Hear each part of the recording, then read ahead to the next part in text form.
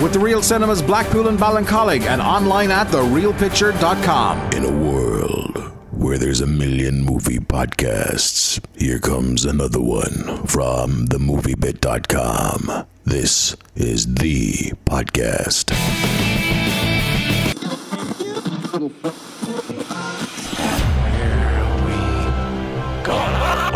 Christ. Who taught you that technique? A friggin' cheese grater? Anything gets more than 3 blocks out, you turn it back or you turn it to ash. So you listen to me and you listen well. Hey everybody, how you doing? Welcome to the podcast from themoviebit.com, unofficial we could edit this fuck up out in editing, but we won't. We're here with thanks to our official sponsors, The Real Picture Cinemas Blackpool and Ballincollig. Check them out online, therealpicture.com. My name is Victor Barry. Over there to my underneath my knees is Tom White. Tom, how are you? I'm okay. Why? I don't know why. You like the taste. That's what you said before. Jesus Christ. Somebody tuning in for the first time going, well, where do I get the unsubscribe button? Our regular subscribers will know all about it. Yeah, there's just white noise to them now. It goes, oh, there we go. Yeah. People come for the filth and leave because of the movie talk. No, hang on. They come for the filth, they leave because of the filth as well. It's the other way around, maybe. Anyway, how are you doing? A couple of ways you can get in touch with us. You can email podcast at themoviebit.com. Nobody uses fucking email anymore.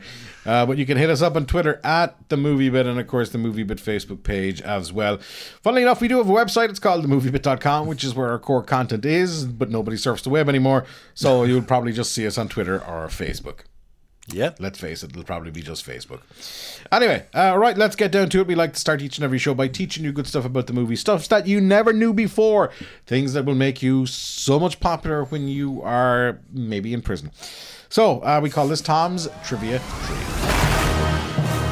Tom's Trivia Tree. Interesting thought. Is there anybody listening to us in prison right now?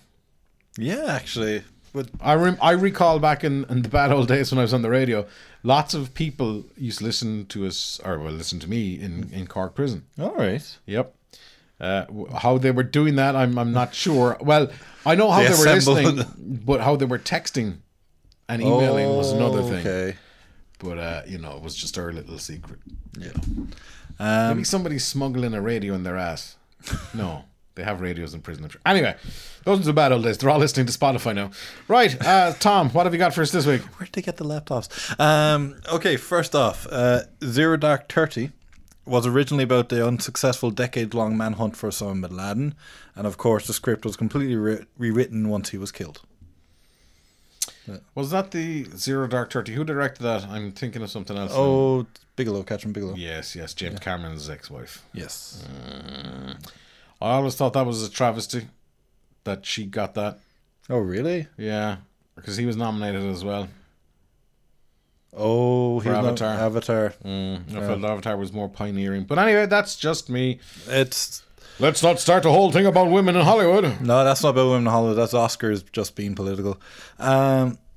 Next up, John Cusack dislikes Con Air so much he refuses to be interviewed about it. No shit. Yeah, Why? Like, I don't love Con Air. Oh, I love it. It's not a bad movie. It's like, yeah, that was good. I like that. It's pure like fun. It's popcorn and it's not fun. like he had like some shitty like extra. He is the lead, pretty much. Yeah, more or less. He's the co-lead. Along with Nicolas Cage. Yeah. And Colin Meaney for a bit. Let's not get too excited. Why does he hate the movie? I've no. I'm. So when we're never interviewing John Cusack, we will never ask him about Con Air. I'm going to do a deep dive in, and next week I'll be back with the complete story. You promise us this shit now? No, I will. Because you promise lots of things you don't deliver. Yeah. I will be back. I'll do a deep dive on finding out why he hates Con Air, and I'll be back with my report next week. James Cameron somewhere is listening going, they're talking my fucking lingo. Diving. It's not all about diving. And they knocked my ex-wife. Well, I'm fucking, where's that subscribe button? Alright, and then finally, Silence of the Lambs author Thomas Harris, he's famously known as a recluse, but he sent all of the movie's Oscar recipients a case of wine. Much to everyone's surprise. Okay. Was it good wine or was it like... It was probably Chianti. Chianti? Chianti. And they sent some fava beans with it and some liver. But if I'm getting a case of wine delivered from a man who no one has seen for years and is most famous for writing novels about a serial killer, I'm going to be very fucking suspect for that case of wine. Really? Yeah. What are you going to do? Send it fucking back? Get someone else drink it. Vic, do you want a case of wine? Yeah, sure. Sounds good. Sounds good. Send it this way. How is it? You feeling nauseous? How's your eyesight? No more than I usually am. What a cunt. What a cunt. Me, not Tom. You know Tom is. Banter. Anyway. It's not. It's the truth. There's no banter on this show. It's just cold hard truth. Yep. That's what we bring with Alex Jones in the movie world. No, let's not go there either, because somebody say he's just doing all an act. Okay. Oh, don't get me started on this. Last week we kind of molested Guy Ritchie's King Arthur. We kind of had a grope off of it. This week Tom is after pulling out of King Arthur. Can we think of another analogy? But now he's going to go back in to fuck it in the ass. Is that better? So look, we spoke about King Arthur. It's a huge flop financially. Yeah. However, Tom gave it 3 stars. Yeah, it's not. Which I'm surprised didn't end up on a fucking movie poster somewhere. Because nobody seems to have anything good to say about this movie. Except Tom, who's got some say good about a movie. You're not right, Tom. Yeah. Okay, look, King Arthur Legend of the Sword is obviously... It's Guy Ritchie's take on the Arthurian legend, and he's approaching it the same anachronistic way he approached Sherlock Holmes. And kind Tom gobbled up a fucking dictionary before he came here. Fuck off. And you know he's starting at the A, so next week we'll do something from the B's and then the C's. But yeah, so he's so this is basically, it is King Arthur by way of Snatch and fucking Lock, Stock, and which doesn't sound like the worst. No, and when it is King Arthur by way of Snatch and Lock, Stock, it's really fucking good. Okay, but here's the big but. It is a fantasy movie, and there's all this gobbledygook about mages kind of declaring war on humanity and magic swords, and there's giant elephants that are taken right out of the end of Return of the King. And when it's the fantasy movie, it doesn't fucking work. The narrative is all off. The script just for most of the movie, the script is like, okay, we need this guy to be here, but he's over here. Oh, fuck it, he's here now. Can you know that way? So it's like got huge continuity issues. Yeah, there's huge continuity issues. That sounds to me like a movie that was made in post-production. Sorry, that's like an oxymoron. I don't even. That's just wrong. What I've just said. Edit that out. No, you're the editor. It sounds like a movie that has been put together by a whole load more people. Yeah, it's a movie by committee. Yeah, where they didn't have the shot, but they're like, fuck it anyway. Look, it's better. Let's put it out. Yeah, and like there's stuff about the movie that doesn't make sense. There's a bit at the end that the good guys unveil this massive weapon that they've apparently had all the time, and you're just as an audience thinking, okay, why didn't you use that in the first place? Why we could have left after 20 minutes. Yeah, why did we go through all this gobbledygook? Why didn't you use that in the first place? Okay. It's all that, like, so when it's the fantasy movie, it is just so boring, so inconsistent, and it just sucks all the energy out of the movie. But when it's basically a gangster movie, a Cockney King Arthur, it is amazing. It is so much fun. It's a rollicking adventure, and like Guy Ritchie just puts all of Guy Ritchie into it. There's the frenetic editing. There's like some of the action scenes are fucking fantastic. Like Charlie Hunnam. Sorry, Sorry, no. Charlie Hunnam actually is pretty good in this. He's okay in Sons of Anarchy. I'm probably going to love Sons of Anarchy fans after me after this. They'll come on their fucking mountain bikes. I think he was the worst part of Pacific Rim. But he's actually really good in this. He's like easy to get behind. He's He's a cheeky. Something Tom says is quite a lot. Oh Jesus Christ! Like, It's easy to get behind. Easy For to go. fuck's sake, Tom. I set you up for that, and you fucking knocked it out of the park. With a fucking steamroller, go on. And then and then the rest of the cast are grand. Aidan Gillen is just stuck in Littlefinger mode. Jude Law is grand as a villain. You hate him because you have to hate him, and it's fine. It's great at times, and it's fucking really, really bad at others. And it's just so inconsistent. I had a lot of fun with it when you can have a lot of fun with it, but then once they bring in, you have to get the sword from the stone, and Vortigern is building a gigantic tower, I was like, fuck off. So yeah, like it's a grand summer movie, just a while away, a couple of hours in this Irish air quotes summer, but does it deserve the dismal box office in America? Not as much as bad as it's doing, and I think it's doing bad in America because it's a very English story. Like I know there's been like loads of iterations of the Arthurian legend out there, and it made its way over. But to you know America. what? There's not a big enough American lead in it. No, So if you go back to something that's period, it's pretty much all English. Yeah, that did quite well. Braveheart, but that had Mel Gibson at the helm. Yeah, So he had that So there's nothing there for American audiences, and okay. you'd think that they were banking on Sons of Anarchy. They were banking on Charlie Hunnam being in that show to kind of bring in the American audience, but it just didn't. They're probably just going, fuck, we're just going to sit down and watch a rerun of the last season. Yeah, just wait for mine and Okay. mine's MC. How many stars? 3 stars. You 3 said stars. this already. Did I? Yeah. Okay. So yeah, like it's not as bad as everyone. I didn't think it was as bad as everyone's saying, but it could have been way better. Guy Ritchie really is trouble cracking the States, isn't he? Yeah, like Sherlock Holmes did it. Did it though? Did it do it? I did it because of fucking Downey. Yeah, that's the only reason. Maybe he needs to go back to Madonna. I don't know. All right. No one needs to go back to Madonna. Okay. Right. Tom Hardy. Yes. Here's something that nobody really saw coming. Oh yeah, no, floored me when I saw it. Tom Hardy is the new Venom. People will remember Venom from the Sam Raimi Spider-Man. Venom was the fucking black suited Spider-Man, basically, who came out of a fucking crashed meteorite. Yeah, that's so fucking stupid. But I think people didn't get a proper look at Venom in that movie, in the sense that compared to what Venom is like in the comics. Yeah, but he's basically an anti-hero.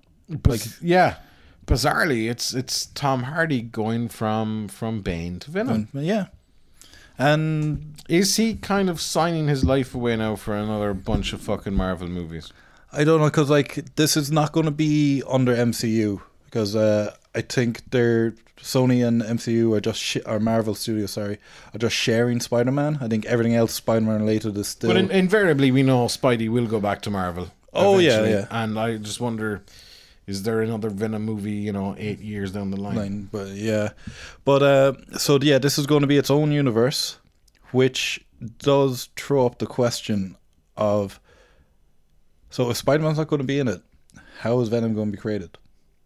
Because like famously, he comes from the black suit. The meteorite lands on Earth, latches onto Spider-Man, like takes on some of his powers, then goes on to Eddie Brock, and then he becomes Venom. So it's going to be interesting to see how they work this new angle. But Tom Hardy as Eddie Brock, I think, is a fantastic choice. The man can play psychotic really well, and any role he's in, he just inhabits. Like, think of like Dark Knight Rises, Bronson, Legend. The man is absolutely fantastic actor, and having him play Let's not forget Locke. yes, and having him play a character, because like people look at Venom, he's a bad guy, and he hates Spider-Man, but there's like loads of different layers to him, and I can't wait for Hardy to get his hands on him and see what he does with it. And this is going to be directed by Ruben Fleischer as well, who directed Zombieland and Gangster Squad. And if he can bring some of the energy that he had with Zombieland, this movie could be absolutely fantastic. I wonder, are we going down the kind of the more late teen, more adulty? Oh, I really think this is going to be R-rated. Yeah, I really do. You know, is Venom going to be Deadpoolized? Not that the character lends itself to that hugely, No. but... Well, they're not going to add humour. They'll probably go the route of Logan. That would work, I think. Yeah, you can't put humour on the Venom. But if they kind of handled it the same way they did Logan. Well, when I said Deadpoolized, I mean, you know, the whole kind of R-rated fucking in your face. That's going to be interesting to see what happens. It's a huge shift for Tom Hardy, but let's see what happens. Keeping with things of a Spidey nature, Michael Giacchino has released via Instagram a little bit of a SpiderMan score, which is this amazing orchestral piece of... Yes, the classic Spider-Man theme we all know from the 60s. Yeah, which to me, I don't think suits what they're going after. Really? Yeah. I think it's too classic for a movie that is quite modern. Okay. Like, I got a really kind of cheeky feeling tone off the trailers. Maybe it's just something that'll turn up at the fucking end. Yeah, maybe like be a bridge to like a bigger, kind of more epic score. But like, I just watched the video on the moviebit.com. It is fantastic. It's a beautiful piece of music, and the way they reworked it is absolutely amazing. No, I do like Giacchino. I hated his Rogue One score because it just didn't fucking work. Okay, Dark Crystal, Netflix. Yep. So we all, if you grew up in the 80s, you would have watched Dark Crystal as one of... No. No? No. All right. Don't know what it is. It's Jim Henson. Kind of... It was... I think before he really hit it with the Muppets, he kind of tried to go a bit kind of darker. Like, he had Labyrinth, and Labyrinth has endured mainly because of David Bowie. But the Dark Crystal is basically this completely kind of animatronic, kind of puppet type of world, and it was about these kind of giant vulture things called the Skeksis who take it over the world of Thea, and it was up to these Gelflings, kind of elfy hobbit things to like save the world basically, and the Dark Crystal and all that. So yeah, Netflix are bringing out a 10-part prequel series called The Age of Resistance, and they have brought on the original concept designer to design the characters and design everything about the world. So it's going to look exactly like they did. No CGI, kind of maybe some new kind of animatronic techniques, but they're going to try to go as old school as they can. And if you're a fan of the Dark Crystal, you should be excited for this, because there's only like 1 second of new footage that they've released, and it looks absolutely amazing. It's of the new Skeksis characters, and it looked as creepy as fucking hell. And yeah, I absolutely can't wait for this. Alrighty, keeping with all things Netflix. Netflix have caused quite the I won't say problem, but quite the drama at Cannes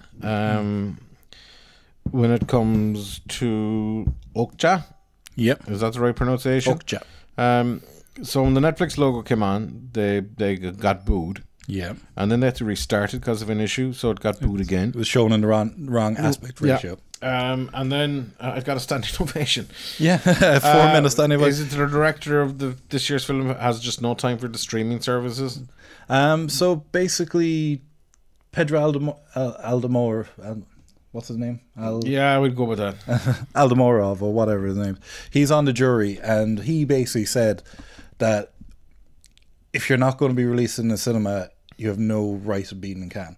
That's bullshit of the highest order. Yeah, someone took issue to that. Another person who's on the jury, Will Smith, whose film Bright is coming to Netflix next. He really started swinging the Netflix fucking... Now, ironically enough, he's fucking a cop with fucking fairies and goblins or whatever Yeah. on a Netflix movie coming out towards the end of the year. So obviously he is going to defend. It just seemed like a big publicity stunt. Kind There of, was yeah. somebody there to defend it. There was somebody there to start it. But taking that...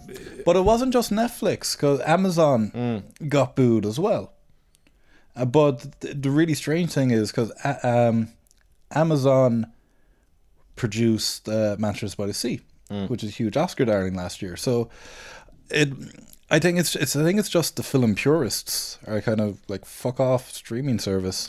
But I'm sorry, like, a good film is not defined by what you see it on. Now, I know directors will say, well, I don't want you fucking looking at my fucking movie on your fucking stupid phone.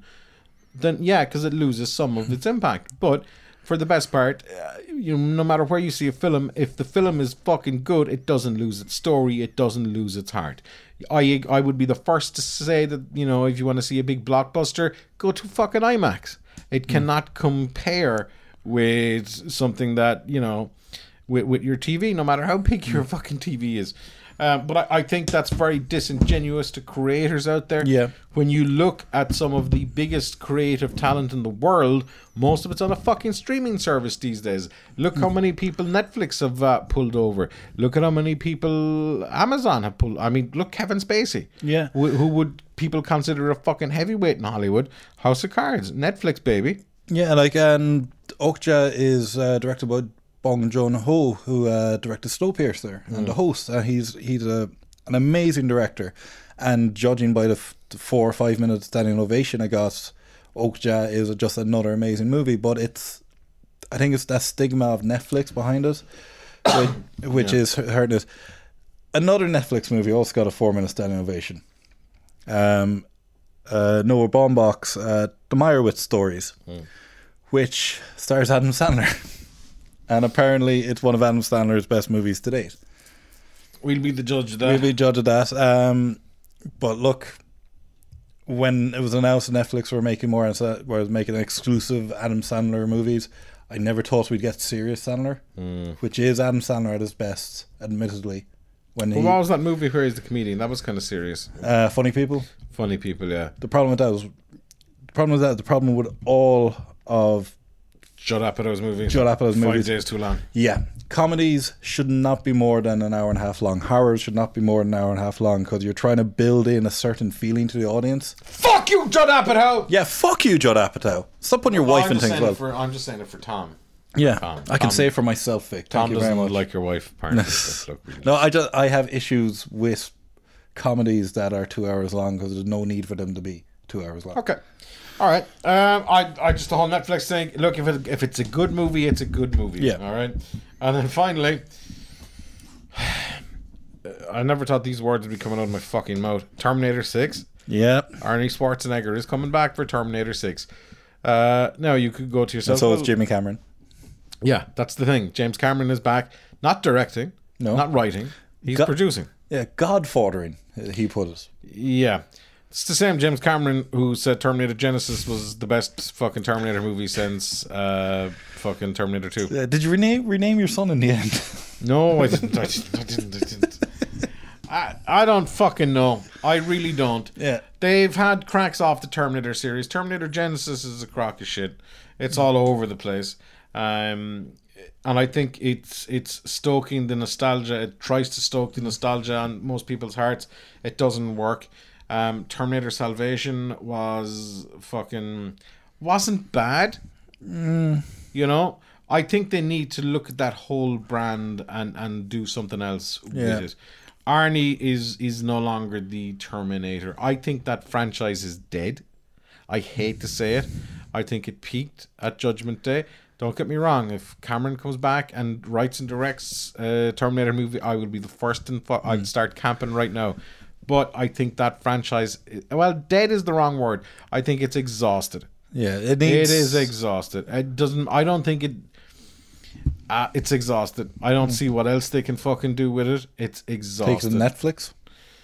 I mean, if you want to do a series out of it, the Sarah Connor Chronicles weren't bad. No, they were pretty good. Just didn't get enough time to do what they wanted to do. But I think more than any series out there, The Terminator stuff is exhausted. I don't know where they can go. It's like, oh, Arnie wants to do it. I want to do the movie. Okay, let's just shove him in there somewhere. Yeah, like Arnie is not the box office name he was back then. He's also pushing 70. I wouldn't worry about the age, but I don't think he's not who he was. He doesn't have the pulling power anymore. He's made some bad decisions since he's stopped being the governor. It's done. Yeah. It really is done. I think that if Cameron really believed that there was another great Terminator movie there, he'd do it. But like at the same time, though, it's not like he needs the money. No, not at all. Like, I'm pretty sure he found like a galleon ship kind of underneath the sea when on one of his dives. But the thing is, we're going to see this movie at the earliest late 2020, because Cameron, like the reason Cameron's come back, because the rights are reverting back to him in 2019. Yeah. So we still have like 2 years of it's just going to be in planning stages until 2019, and I think when he gets the rights back, that's when he can pull the trigger on it. Oh yeah, and a lot can happen in 3 years. Yeah. Let's see what happens with all of that. I just do think it's exhausted. Look, maybe I'm wrong. Podcast at themoviebit.com or at themoviebit on Twitter. Alrighty, that's kind of it for the news. Just before we get out of here, time to unleash your critically acclaimed screen actor. Well, you know the fucking drill by now. A critically acclaimed screen actor quotes movies he hasn't started. Do you know what Nemesis means? A righteous infliction of retribution manifested by an appropriate agent. Personified in this case by a horrible cunt. Me. That, like, I don't rehearse any of these lines whatsoever. We do it in one take. And we just have a go. In the history of the critically acclaimed screen actor, we have never once edited any of them in probably 200 episodes, maybe more. This was the most difficult to do, because when I started doing it there, because Thomas pasted here is horrible cunt. So it's not horrible, it's just apostrophe O. And that fucking threw me. All the way through this, I was just going, I was thinking, how am I going to get out of this? That's why I went with horrible cunt. Personified in this case by an horrible cunt. Yeah, it wouldn't have worked. No. It's. But he would make a good bricktop. Maybe, but it's like, it's personified in this case by an horrible cunt. How would Gilbert Gottfried sound? Personified in this case by an horrible cunt. Fucking English fucking accents. I would love to see him in a Snatch remake as Dennis Farina's character. Who owns these fucking dags? Brian Blessed. Personified in this case by an horrible cunt. That works. Do you think? Yeah. Barbosa. You know what Nemesis means. No, I can't. I fucking lost Barbosa. Who did I just do there? Shit, yeah, that wasn't Barbosa. Bring Barbosa back! Hang on, let's try this. The end of the podcast. No one's listening by now. Barbosa. Jack Sparrow. I can't do fucking... Give me a fucking line. Give me a line, Tom, that involves Jack Sparrow. Do you know? No, that's a little bit of Russell Crowe. Why can't I think of a... Fucking hell. So you can do Russell Crowe. No. Personified in this case by an horrible cunt. Me. That's good. Where the fuck is Barbosa gone? I don't know. Let me bring Jack up a... Sparrow. No. Jack Sparrow. This is... I never lose an impression. This is the first time it's happened. Tom has fucking destroyed Barbosa. How has Tom destroyed Barbosa? I don't know. You asked for it. I can't do it. Okay, hang on. You know what Nemesis means, Jack Sparrow? There we go. I don't really think that's him too much, Tom. He's coming back to me now. Like you easily sliding in behind him anyway. Do you know what Nemesis means, Jack Sparrow? A righteous infliction of retribution, manifested by an appropriate agent. Personified in this case by an horrible cunt. Me. There we go. Yeah. Finally he's back. All right, that's it. That is it. That's all we've got time for, folks. Thank you so much for listening. Please subscribe on iTunes and Stitcher. Give us some encouragement to do at least 5 more episodes.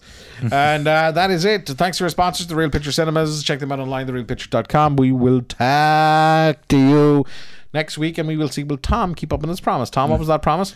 That I will get to the bottom of why John Cusack hates Con Air. All right, there you go, folks. Thanks for listening. Goodbye, everybody. Goodbye. The MovieBit.com podcasts. Available on iTunes, Stitcher, TuneIn, direct download, and streaming on the MovieBit